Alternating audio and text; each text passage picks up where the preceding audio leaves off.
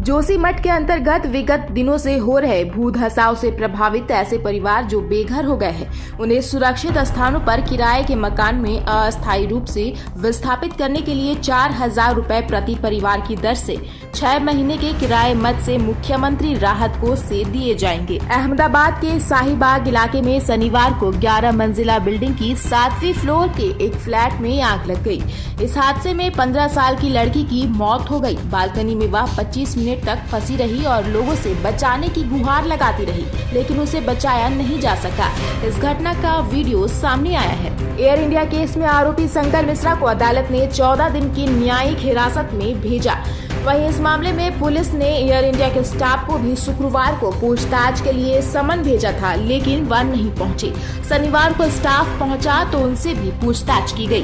दिल्ली के Patiala house court में आरोपी को लाया गया, जहां उसे 14 दिन की न्यायिक हिरासत में भेज दिया गया है। प्रधानमंत्री नरेंद्र मोदी की मां की अस्थियां हरिद्वार में विसर्जित। प्रधानमंत्री नरेंद्र मोदी की माता हीराबेन की अस्थियां लेकर उनके बड़े भाई हरिद्वार पहुंचे।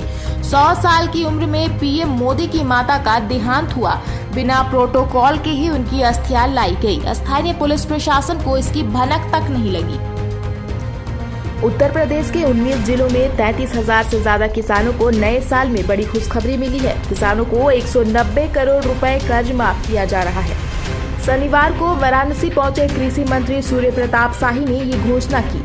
सर्किट हाउस में पत्रकारों से बातचीत में कृषि मंत्री ने कहा कि बकाये बिजली बिल में यूपी के किसानों को अब जेल नहीं भेजा जाएगा। उन्होंने कहा कि नलकूप का बकाया होने के बाद भी उसका बिजली कनेक्शन नहीं काटा जाएगा। 50% अनुदान पर किसानों को बिजली मुहैया कराई जाएगी। मंत्री ने आगे बताया कि प्रदेश सरकार 19 जिलों में 33,000 किसानों का 190 करोड़ रुपए कर्ज माफ किया जा रहा है। कृषि मंत्री ने बताया कि 2017 में योगी आदित्यनाथ की सरकार बनने के बाद कैबिनेट में किसानों की कर्ज माफी का निर्णय लिया गया था। इसके तहत लाखों किसानों के कर्ज माफ हुए थे। उस दौरान कई कारणों से छूटे गए 33,408 किसानों के भी 190 करोड़ रुपए का कर्ज माफ किया जाएगा।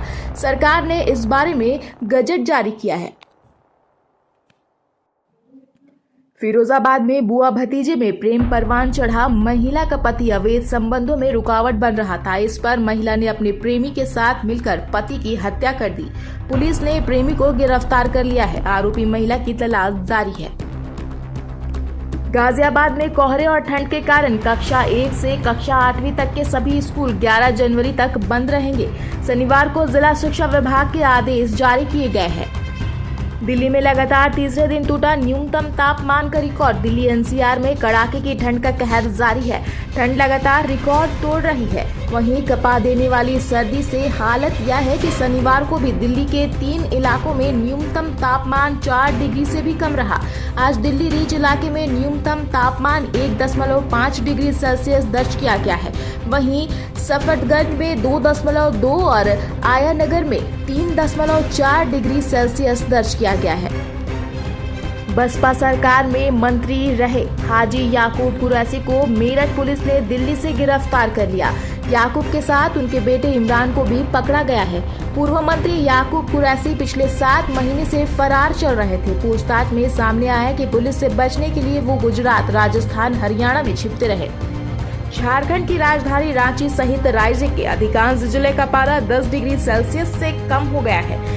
राज्य इन दिनों शीतलहर की चपेट में है। ऐसे में बंगाल की खाड़ी में चल रही हवाओं की रफ्तार कम होने की वजह से हुआ है। मौसम विभाग केंद्र रांची के मुताबिक बंगाल की खाड़ी में हवाओं की रफ्तार कम हुई है। वहीं आसमान में बादल भी छटे हैं। इस वजह से राज्य के तापमान में काफी गिरावटें आई हैं। राज्य के लोगों को भी अभी इस पर शीतलहर से राहत नहीं मिलने वाली है। अगले 2 दिनों में ठंड और बढ़ेगी। चेतन शर्मा फिर बने चयन समिति के अध्यक्ष। बीसीसीआई को चयनकर्ता पद के लिए 600 से ज्यादा लोगों ने आवेदन दिए थे। वहीं चयन समिति का चयन क्रिकेट सलाहकार समिति ने किया है। बीसीसीआई ने बताया कि चेतन शर्मा एक बार फिर से चयन समिति के अध्यक्ष होंगे। वेब सीरीज की शूटिंग के दौरान घायल हुए रोहित सेठी। बॉलीवुड के जाने माने निर्देशक रोहित सेठी हैदराबाद में अपने web series Indian police force की शूटिंग कर रहे थे, जिसके दौरान वह घायल हो गए। मीडिया रिपोर्ट्स के मुताबिक शहर के बाहरी इलाके में रामोजे फिल्म सिटी में शूटिंग करने के दौरान रोहित के हाथ में चोट लगी है। इस खबर के बाद रोहित के फैंस उनके ठीक होने की दुआ कर रहे हैं।